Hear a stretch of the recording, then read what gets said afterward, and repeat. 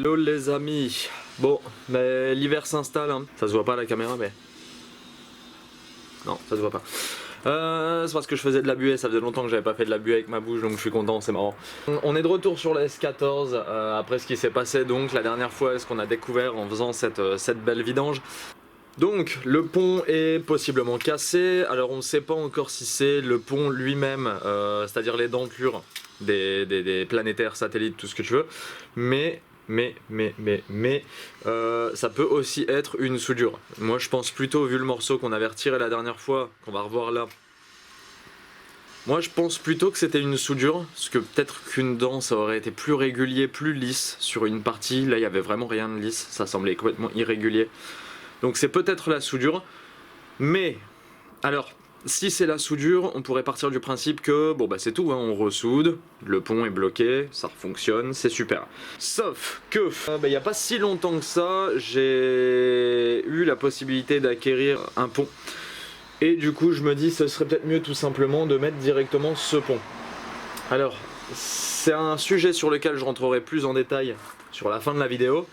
Là pour l'instant ce qu'on va faire c'est qu'on va lever la S14, on va enlever un petit peu ce qu'il y a autour, les bidons, tout ça, et on va lever l'arrière de la voiture pour pouvoir avoir accès au pont justement. Parce que là le programme c'est qu'on va démonter le pont justement, regarder à l'intérieur donc qu'est-ce qui s'est passé, si c'est la soudure ou alors si c'est tout simplement la mécanique du pont qui a lâché. Alors si c'est la mécanique du pont qui a lâché, clairement le changement de pont ne va pas être plus mal. Si c'est qu'une soudure qui a lâché, clairement la prochaine fois qu'on soude un pont il va falloir le souder mais plus costaud que ça quoi. Par contre je suis en train de me les geler, j'ai la main qui tremblote tellement il caille, on doit avoisiner les zéros là donc c'est pas vraiment des températures pour travailler. Même si on n'a pas le choix parce que de toute façon d'autres le font, une petite pensée à vous, vous avez du courage. En tout cas nous on va essayer d'en trouver et on va lever la voiture pour aller regarder un petit peu en dessous comment ça se passe pour démonter le pont. D'ailleurs je vois qu'ici au niveau du fit c'est toujours aussi nickel parce que c'est bien bouffé. Voilà.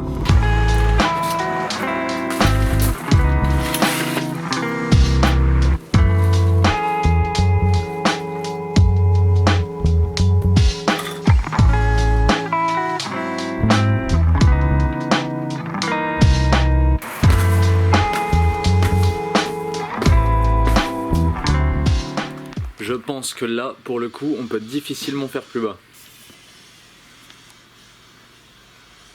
What the fuck. Là, à l'arrière, c'est vraiment bien levé.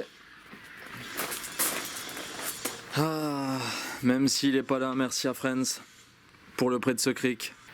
Friends qu'on n'a pas trop vu dernièrement, parce que c'est vrai qu'Amérignac il avait rendez-vous pour l'ophtalmo pour refaire ses lunettes et ses lentilles. Avec le confinement, avec le boulot que j'avais avant confinement, parce que là pour l'instant c'est un petit peu compliqué à ce niveau là, mais j'avoue que Friends, ouais, c'est vrai que là Friends, surtout pour le truc dans lequel je me lance, enfin on va attaquer. Alors on a sorti la plupart des outils dont on aura besoin et là pour le démontage, même si je l'avais déjà montré il y a longtemps, on a donc le pont qui est ici, on a ces 4 fixations, donc 2 qui sont ici et pareil de l'autre côté, et on a ces 2 là à l'arrière. Mais avant de démonter ça pour le sortir, on doit d'abord démonter la tête de cardan de ce côté et celle de l'autre côté, et aussi l'arbre de transmission à l'avant. Et alors l'arbre de transmission, je ne sais plus du tout s'il faut retirer le palier avec le montage actuel qu'il y a maintenant sur la voiture pour qu'il descende et qu'il puisse sortir, ou alors si le simple fait de le dévisser là comme ça au niveau de la tête, si ça le fait tomber directement, et si je peux tout de suite retirer le pont. Parce qu'après c'est pareil, je vois qu'il y a la barre stab et... Non, en soi la barre stab ça je la garde pour justement que le pont repose dessus et que ce soit plus facile pour moi. Ouais c'est vrai, c'était comme ça je pense. Donc je vais démonter les vis de cardan, démonter l'arbre de transmission et on se retrouve juste après pour descendre le pont. C'est parti!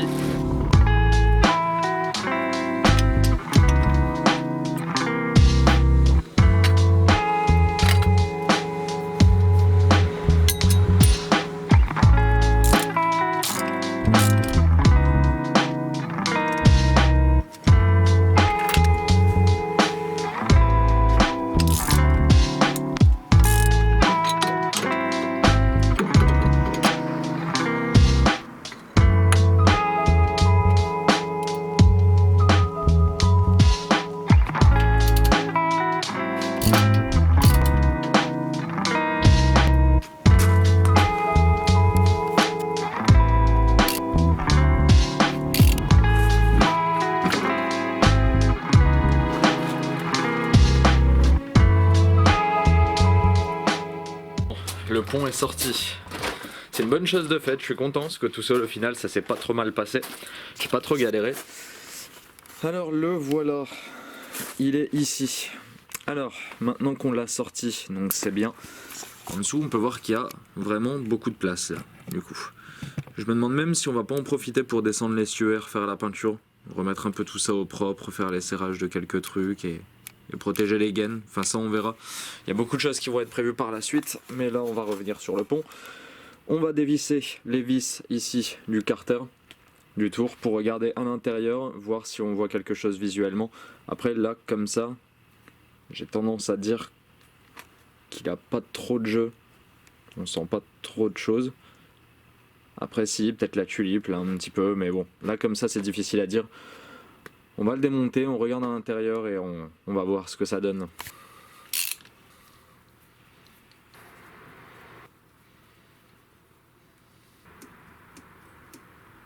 Bon ben voilà, c'est officiel.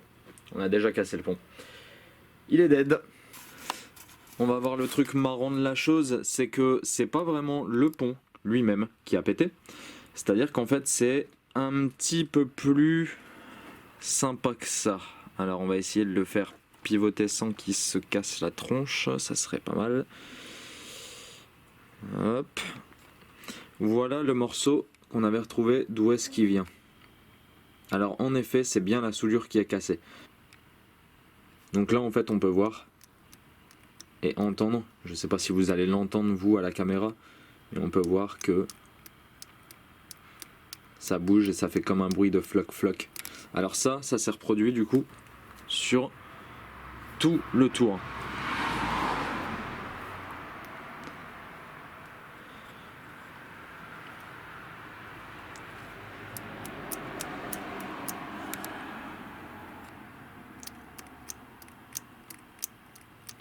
C'est-à-dire que là vous pouvez voir aussi un peu plus bas la fissure qui est à peu près à ce niveau là, ici. On a le même phénomène qui s'est produit ici, donc là vous la voyez la fissure, pareil tout le long. Et en fait ça a fait ça vraiment sur chaque point de soudure, toutes les soudures en fait, toute la partie qui devait être scellée, elle a pété. Donc c'est pour ça que j'avais du jeu et que j'avais une espèce de claquement quand je roulais ou quand je mettais des clutches. Alors ce qui est quand même assez marrant, c'est que par rapport à ce qu'on lui a mis, il a quand même pas explosé dans tous les sens. C'est-à-dire qu'il y a un morceau de soudure qui est parti, toutes les soudures ont pété, mais pour autant, lui il a pas cassé, il a pas explosé. D'autant plus que quand on regarde les dents, franchement je suis assez étonné quand je vois la limaille qu'on a sortie du pont, qu'elle soit en aussi bon état. Alors bon, je vais poser la question à Mathieu à savoir si en soi on peut le sauver. J'en doute fort parce que c'est vrai que bon, éventuellement s'il peut être sauvé, moi je sais que je vais faire une transformation, je vais en parler juste après. Et du coup peut-être qu'éventuellement je pourrais réussir à revendre celui-là pour dépanner peut-être éventuellement quelqu'un. Donc ouais, je vais voir avec Mathieu ce qu'on peut éventuellement faire, ou avec Guillaume. Mais en tout cas une chose est sûre, c'est qu'on ne pourra pas continuer avec celui-là. Alors justement, c'est là que on va aborder ce dont je voulais parler et ce dont je vous ai parlé tout à l'heure en disant que le plan de secours était là. Alors ici on a des cardans de 350Z. Alors j'ai été chercher ça bien avant de savoir que ça casse, parce que j'avais pas du tout prévu que ça casse aussitôt. Ça c'était prévu normalement pour bien plus tard, c'est-à-dire justement quand je le cassais. C'est le cas, donc j'ai eu l'occasion d'acheter des cardans de 350Z, donc qui sont ici. Alors au niveau de la visserie, clairement ça a l'air plus costaud. Au niveau des têtes, pareil. Au niveau du poids des cardans aussi, comparé au... c'est simple, on va pouvoir comparer. Alors voilà, là on a un cardan de S14, là on a un cardan de 350Z. Alors, si on regarde rien que la taille des têtes, déjà le fait qu'ici elles sont creusées sur ceux de S14, alors que sur ceux de 350Z c'est un cylindre plein, complet. Après au niveau des articulations, on voit qu'ici c'est plus long et que ici c'est plus fin alors qu'ici c'est beaucoup plus court et là c'est juste énorme. Et pareil ici au niveau de la tête qui vient se mettre sur le moyeu, ici on peut voir que c'est fin et plus long alors que là ici c'est très court et très gros. Donc déjà ça en comparaison, il y a une belle différence. Mais alors la plus grosse différence, elle se fait là. C'est-à-dire que ça c'est un pont de 350Z qui va donc avec les cardans qui sont là-bas. Et alors ce qui est super intéressant sur les S14, c'est que on peut soit switcher le pont avec celui d'une 350Z, donc là qui est mon cas, ceux de Sky aussi il me semble. Mais ça c'est à vérifier si c'est aussi simple que celui de 350Z, parce que pour le coup celui de 350Z c'est vraiment pas compliqué. C'est à dire que sur les S14 l'essieu est déjà à peu près prévu pour l'accueillir. Donc c'est à dire qu'en fait il faut juste, chose que je dois commander d'ailleurs, commander des cils en bloc donc qui sont déportés, qui sont excentriques, pour justement déporter les points de fixation du pont. Une fois que les points de fixation du pont sont déportés, déjà le pont, rien qu'avec ça, le pont de 350Z se met en place sur la voiture. Donc ça déjà c'est super. Le deuxième truc c'est qu'après les cardans eux se montent en lieu et en place de ceux de S14 aussi, donc ça c'est pareil, c'est super aussi. Alors je sais pas si c'est parce qu'il y a la même distance entre le pont de 350Z et les roues, les moyeux par rapport à la S14, si c'est similaire, mais à mon avis oui. Et enfin la dernière modification qu'il y aura à faire, alors là bon, il vient d'une 350Z accidentée, RIP l'arbre de transmission en carbone. Mais nous, ce qui va nous intéresser en fait c'est cette partie là, qui est en métal et qu'il va falloir donc ajuster et découper pour venir souder à l'arbre de transmission qui est actuellement sur la voiture. On va dire que c'est la seule modification majeure qui va faire que je pourrais pas le faire tout seul et que je devrais être assisté par quelqu'un, parce que les cils en bloc ça se remplace, c'est pas un souci. Mais là ouais, vu qu'il va falloir souder l'arbre de transmission, en soi on va refaire confiance à Mathieu parce qu'il a fait un travail de fou sur cette caisse. N'oubliez pas d'aller voir sa page sur Facebook, GConcept33 d'ailleurs. Et encore merci à toi Mathieu, mais c'est lui qui va s'occuper donc, et qui m'a proposé gentiment de me faire ça, dans le sens où c'était pas grand chose et qu'en soi il le faisait avec plaisir. Donc voilà, merci à toi Mathieu, et écoutez, en soi je pense que ça va être tout pour cette vidéo. Donc voilà, beaucoup de modifications qui vont être faites. Je pense qu'on va en profiter comme je disais peut-être pour refaire l'essieu, le train arrière au propre. Peut-être aussi repasser un coup de blackson aux 2-3 endroits du coup qui ont été abîmés pendant la période où Mathieu a remonté la voiture, parce que bon forcément comme il a remonté, démonté, remonté, ajusté, il y a forcément des choses qui se sont un petit peu abîmées, et c'est tout à fait normal. Même nous d'ailleurs en bossant dessus on a abîmé des choses. Après c'est vrai qu'à Mérignac je m'étais rendu compte que le frein à main avait un petit problème, parce que je perds de la pression de freinage en fait dessus. Donc certainement que le circuit a une fuite, donc ça c'est quelque chose, vu que ça se trouve en dessous justement, c'est quelque chose sur lequel je vais certainement revenir. Enfin voilà, de toute façon je pense que je vais refaire une vidéo où je refais un petit peu le point de tout ce que j'ai à faire sur la S14 et aussi la S13 qui est là et qui n'a pas bougé depuis qu'on a changé l'intérieur je crois, et sur laquelle je compte revenir aussi prochainement, enfin j'aimerais bien, parce qu'on ne peut pas tout faire non plus malheureusement.